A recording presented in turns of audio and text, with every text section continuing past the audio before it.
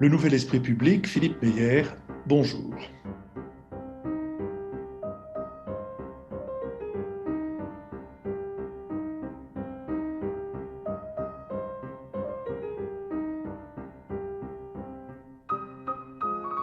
Bonjour, merci de nous rejoindre dans cette deuxième ronde autour du monde grâce à ceux de nos auditeurs qui vivent à l'étranger. Et aujourd'hui, nous sommes à New York où nous retrouvons Nicolas Robin. Nicolas Robin, bonjour. Bonjour Philippe Meyer. Vous êtes à New York depuis combien de temps? Depuis 2008, Depuis 2008, ça donc fait depuis 12 ans. depuis 12 ans, et vous y exercez les fonctions de bioinformaticien? C'est ça, j'ai une formation de bioinformaticien. Je travaille dans un centre de génomique depuis 2012, situé dans la ville de New York, à Soho, dans des très beaux locaux. Et est-ce que la génomique a quelque chose à voir avec le Covid-19? Alors, notre centre de génomique détient et est expert dans une technologie de séquençage de l'ADN et de l'ARN. Et nous pouvons utiliser cette technologie à toutes sortes de maladies. Ma spécialité est plutôt l'étude du cancer.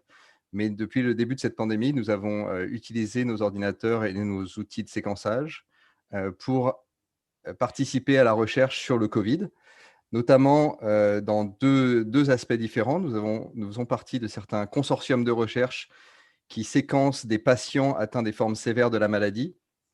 Donc, nous pouvons séquencer le génome de ces individus, comparer avec le génome d'autres individus qui ont été touchés par le coronavirus, mais qui n'ont pas développé de forme sévère de la maladie.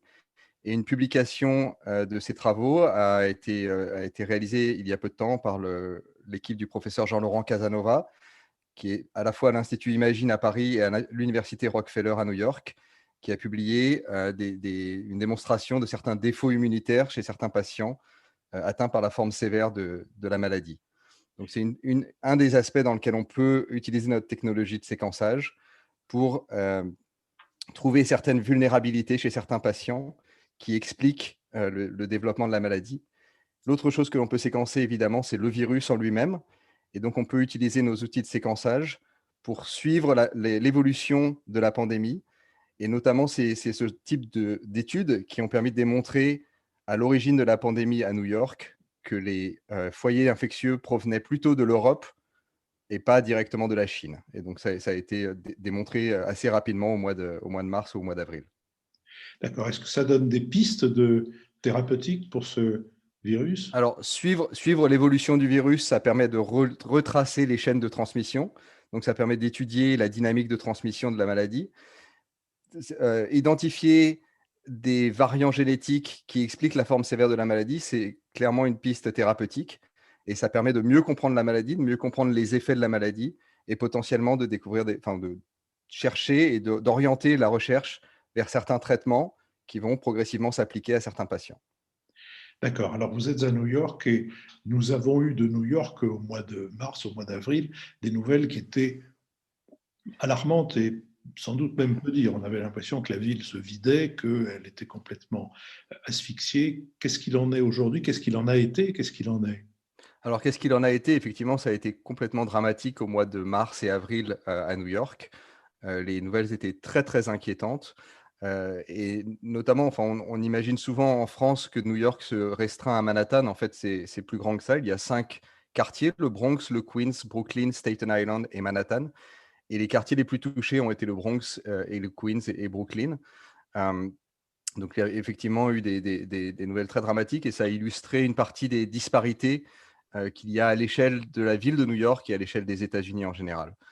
La situation a été contrôlée au cours du mois de mai, au cours du mois de juin. Les chiffres le nombre de cas et le nombre de décès ont largement diminué. Et actuellement, c'est une phase relativement calme où New York est un des endroits qui est moins affecté que certains autres États des États-Unis. Donc, la situation est relativement contrôlée actuellement à New York, même si on ne sait pas encore quel sera l'effet de l'automne. On sent que les températures ont diminué récemment. Et quels seront les effets des différents événements de la vie américaine, notamment Halloween. Donc, on sait qu'à Halloween, à New York, c'est en général une grande parade, c'est beaucoup d'enfants dans les rues, c'est des mouvements de foule. Donc, quel sera l'effet de Halloween? Comment va se dérouler Halloween cette année? Au mois de novembre, on va avoir Thanksgiving, qui est un moment où les Américains voyagent énormément dans le pays pour retrouver leur famille. Est-ce que ces voyages-là vont s'effectuer de la même façon? On ne sait pas. et quel effet cela aura sur l'état de la pandémie à New York même, ça reste à voir. Comment a été obtenue cette amélioration de la situation?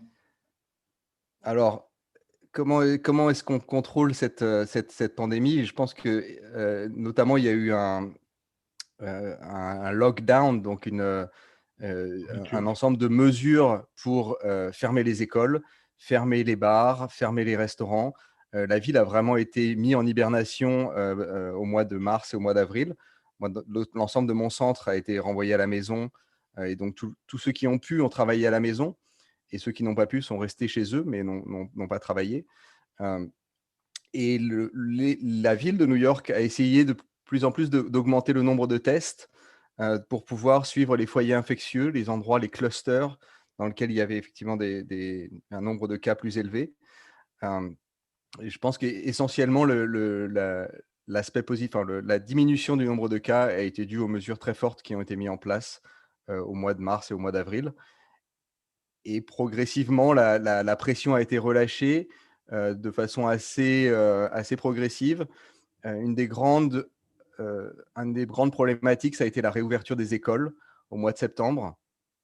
Et ça a notamment illustré les énormes tensions qui existent entre le gouverneur de l'État de New York, Andrew Cuomo, et le maire de New York, Bill de Blasio, qui sont à couteau tiré depuis plusieurs années. Ils sont tous les deux démocrates, mais clairement se tirent dans les pattes assez régulièrement.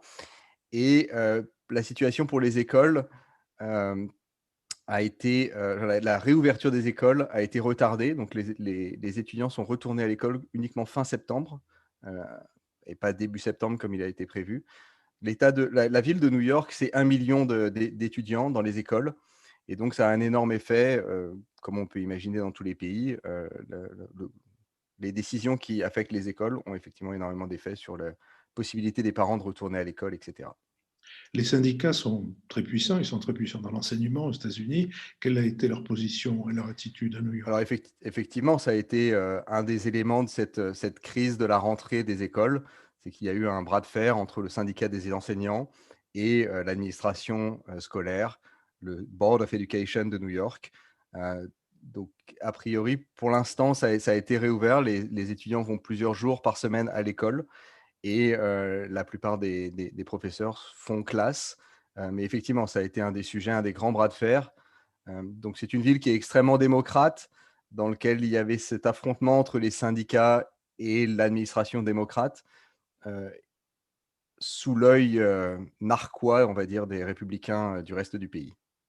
Et les syndicats de professeurs étaient pour la réouverture, pour la fermeture? Ils étaient pour la fermeture, ils étaient pour la protection au maximum des professeurs, sous une logique qui se comprend elle-même. La plupart, je crois que la moitié des professeurs du School District de New York ont au-dessus de 50 ans, sont donc effectivement beaucoup plus à risque. Et donc, on peut comprendre la logique de réouverture des écoles pour les familles, pour les parents, et sous l'hypothèse que les enfants sont beaucoup moins à risque pour cette maladie. Mais les personnels enseignants, les personnels dans les écoles ont l'âge qu'ils ont et sont potentiellement plus à risque que les élèves. Donc, ça fait partie des thématiques et des problématiques de la réouverture des écoles. New York, c'est le tourisme, c'est Broadway, c'est le spectacle, c'est les salles, les très nombreuses salles, les petites, les grandes, musées, opéras, etc. Dans quel état sont ces différents acteurs du monde du spectacle? Oui, alors c'est là, pour le coup, l'hibernation continue. L'ensemble des théâtres de Broadway ont annoncé qu'ils seraient fermés jusqu'à fin mai 2021. Donc la saison est complètement annulée pour les théâtres, pour les comédies musicales de Broadway. Et similairement, pour l'opéra du Met a annoncé la suspension de son activité, de sa saison. Et donc, il n'y aura pas d'opéra cette année au Met. Les musées ont fermé au printemps et ont progressivement réouvert, notamment avec des listes d'attente, avec une inscription préalable. Et donc, il est possible maintenant de visiter le Met et le MoMA avec beaucoup moins de clients et de visiteurs que d'habitude. Les mesures du type de celles qui ont été prises en France, c'est-à-dire dans les théâtres, je veux dire, et dans les cinémas, où on peut, à condition d'être masqué et de respecter la distance entre les différents spectateurs, elles n'ont pas été envisagées ni réclamées par le monde de la culture. elles ont peut-être été réclamées, mais elles n'ont pas été décidées. Je pense qu'une des grandes différences, c'est la- le support que peut apporter la puissance publique en Europe et en France en particulier. C'est beaucoup moins le cas aux États-Unis, où toute cette culture est privée. Et donc, il y a énormément de supports philanthropiques, de milliardaires qui sont amateurs de la culture et qui supportent toutes ces activités. Mais il y a beaucoup moins de support de la puissance publique qu'il ne peut y avoir en France et en Europe. Vous avez évoqué tout à l'heure les différences de situation entre les différents quartiers, les différents boroughs de New York. Qu'est-ce qu'il en est? Alors, effectivement, comme vous le disiez avec le tourisme, il y a certains secteurs d'activité qui sont plus touchés que d'autres. La finance, par exemple, est un secteur qui fonctionne tout à fait bien, où la plupart des gens qui travaillent dans ce secteur-là peuvent travailler chez eux. Mais il y a effectivement tout un ensemble de la société qui vit dans les quartiers extérieurs, qui participe de l'activité économique dans Manhattan ou dans le reste de la ville et qui est beaucoup plus touché. Donc, tous les services à la personne, tout ce qui est lié au tourisme, la restauration est largement touché. Et donc, ça, c'est vraiment une grande problématique actuelle qui, malgré tout, fait que euh, les classes supérieures, les classes sociologiquement supérieures, comment on dit, les CSP, plus, sont moins affectées par cette pandémie. Euh, et il y a tout un ensemble de quartiers qui sont beaucoup plus affectés. S'ajoute à ça le fait que la maladie, la Covid, a été beaucoup plus grave dans certaines classes sociales. Et ces classes sociales se superposent avec des différences ethniques aux États-Unis. Donc on voit que la carte de New York, on peut repérer des quartiers qui sont prédominamment africains, américains, noirs, des quartiers qui sont latinos, hispaniques. Et on voit que les quartiers dans lesquels la maladie a été la plus grave sont effectivement ces mêmes quartiers. De façon assez ironique, le quartier dans lequel le nombre de décès a été le plus important sur New York est un quartier du Queens qui s'appelle Corona et qui est un quartier à majorité hispanique. Il y a eu beaucoup de départs. Alors, on dit qu'il y a eu beaucoup de départs. Effectivement, les gens qui ont eu la possibilité, qui ont la possibilité d'avoir une maison secondaire, ont préféré partir dans leur maison secondaire, dans les Hamptons, dans le Connecticut, dans le Upstate New York. Il y a énormément de gens qui ont pu en profiter. Le marché immobilier est considéré comme étant actuellement déprimé à New York. Les loyers ont chuté depuis 6 mois et les nombres d'achats de maisons dans les banlieues autour de New York ont augmenté. Donc, il y a effectivement énormément de gens qui habitaient à New York et qui ont décidé de partir en banlieue dans les 6 derniers mois. C'était probablement quelque chose qu'ils auraient fait de toute façon. C'est un mouvement assez classique dans la vie new-yorkaise d'avoir des enfants à New York et de partir en banlieue après. Et les gens ont décidé de faire de prendre cette décision de façon précoce et de partir plus tôt, réalisant qu'il est plus agréable de travailler chez soi quand on a une grande maison et un jardin que dans un petit appartement new-yorkais. Alors, les États-Unis, c'est aussi le pays de l'intelligence artificielle. Est-ce qu'elle apporte quelque chose dans la recherche et dans la lutte contre le Covid? Oui, c'est une des surprises, à mon avis, c'est il y a une énorme capacité d'innovation, capacité technologique euh, dont on entend parler très régulièrement. Et il me semble que, en particulier dans le domaine de la santé, on entend énormément parler des effets de l'intelligence artificielle, tout ce que la Silicon Valley peut proposer pour améliorer la situation de santé. Et à ma connaissance, l'effet sur la pandémie a été assez faible pour l'instant. Et donc, c'est peut-être une surprise, peut-être que ça viendra, peut-être que ça changera. Mais on, on, tout ce qui est mis en place actuellement pour soit suivre la maladie, tester de façon plus commune, de façon plus facile, de façon plus précoce, ou développer des nouvelles drogues. Euh, Tout cela est assez classique. C'est l'industrie pharmaceutique traditionnelle.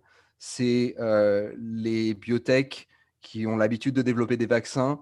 Donc, il y a un petit peu d'innovation sur le type de vaccin qui va être proposé, qui est en cours de test. Mais rien qui n'est vraiment le produit de l'intelligence artificielle, des big tech et des GAFA ou de ce genre d'industrie, à ma connaissance. Donc. Vous avez parlé tout à l'heure de la politique de test. dans notre pays et dans d'autres pays en Europe, elle a eu du mal à se mettre en place. Qu'est-ce qu'il en a été à New York? Oui, alors ça a été aussi, assez désastreux, en particulier à l'échelle fédérale. Il y a eu un énorme cacophonie entre le CDC, l'Institut de recherche sur les maladies infectieuses basé à Atlanta. Il n'a pas réussi à établir des tests, suffisamment tôt. Donc il y a eu un retard à l'allumage, clairement, hein, au mois de février, au mois de mars et par la suite, hem il y a une bureaucratie, assez féroce pour tout ce qui est, tests cliniques, tests de patients et il a été extrêmement compliqué d'assouplir les règles vraiment bureaucratiques, de tests pour permettre d'avoir des tests beaucoup plus fréquents, beaucoup plus faciles, beaucoup plus rapides. La situation cet été, c'est que, un grand nombre de gens ont reçu le résultat de leur test PCR, 2 semaines après avoir fait le test.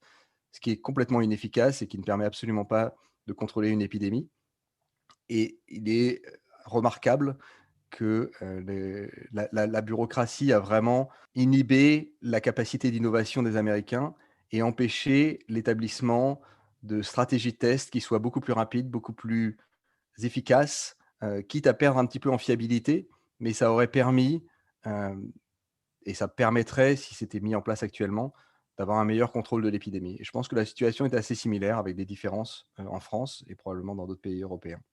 Oui, vous me disiez en préparant cette émission qu'il y avait eu un problème de technicien assermenté pour la virologie. Oui, alors c'est l'exemple qu'on a eu nous dans notre test, dans notre centre où, nous avions la capacité technologique et la capacité, l'expertise pour, effectuer un certain nombre de tests. Simplement, nos techniciens étaient assermentés ou, avaient la certification pour, la biologie moléculaire, mais pas pour la virologie. Alors il y a des petites différences, quand on manipule des échantillons contenant des virus. Il faut faire un peu plus attention, il faut utiliser, des hôtes qui soient un petit peu différentes. Mais il était tout à fait possible pour nous d'adapter nos procédures à cette pandémie et d'utiliser nos techniciens et nos technologies pour effectuer beaucoup plus de tests que ce que nous avons pu faire au début. Et ça vous a été interdit. Et ça nous a été interdit, c'était tout à fait, c'était pas possible, vraiment pour des raisons purement bureaucratiques à mon avis. Vous avez évoqué tout à l'heure des événements qui risquent de produire des déplacements importants et donc modifier les situations sanitaires. Vous avez parlé de Thanksgiving. Les élections aussi arrivent. Dans quelles conditions est-ce qu'elles se présentent, à la fois sur le plan sanitaire et sur le plan politique? Alors sur le plan politique, la situation semble assez bien partie pour Joe Biden, encore qu'on disait à peu près la même chose il y a 4 ans, donc tout reste à voir. Heu, En quoi ça affecte la pandémie et en quoi tout le discours sur la pandémie, tout le discours politique, tout le discours actuel tourne autour de des élections à venir. C'est vraiment extrêmement présent actuellement. En quoi, ça peut affecter la pandémie et le nombre de cas? Il se trouve que les élections sont organisées de façon très étrange aux États-Unis et les Américains ont vraiment pris l'habitude de faire des longues files d'attente et des longues queues pour, pouvoir voter et donc on peut imaginer que ça puisse être un endroit où les contaminations puissent, arriver. Il y a donc eu une insistance sur la possibilité de voter par courrier, d'utiliser la poste, d'envoyer son bulletin de vote, par courrier, ce qui a donné lieu à des contestations de la part de Donald Trump, qui imagine qu'il y aura plus de démocrates qui vont utiliser cette technique et qui donc, par avance, contestent déjà la validité de ces bulletins de vote. Il semblerait qu'il y ait eu aussi, un certain nombre d'opérations, un petit peu étranges avec la poste, avec la suspension de certaines machines pour trier le courrier. La poste a été, récemment mise sous la direction d'un donateur de Donald Trump. Donc il y a tout un ensemble de rumeurs, de préparation de l'élection, dans un camp comme dans l'autre. Et on verra bien ce qu'il se passera. Je pense que les prochaines semaines vont être intéressantes. Et tout le monde se dit de toute façon que le résultat de l'élection ne sera pas connu le soir même de l'élection, le 3 novembre. Et donc il faudra sûrement attendre plusieurs jours pour que l'ensemble des votes soient comptés. Et on s'attend à une contestation très forte de Donald Trump. Sachant que du côté démocrate, en tout cas les gens avec qui je parle ne sont pas prêts à accepter une éventuelle victoire de Donald Trump non plus. Donc ça risque d'être intéressant et potentiellement un petit peu dangereux, ou en tout cas quelque chose à regarder attentivement. Autrement dit, la pandémie peut avoir des effets sur l'élection, comme l'élection peut avoir des effets sur la pandémie. Nicolas Robin, je vous remercie beaucoup de l'intervention claire qui vient d'être la vôtre et que nous allons mettre en ligne sans tarder. Merci beaucoup, Nicolas Robin. Je vous remercie.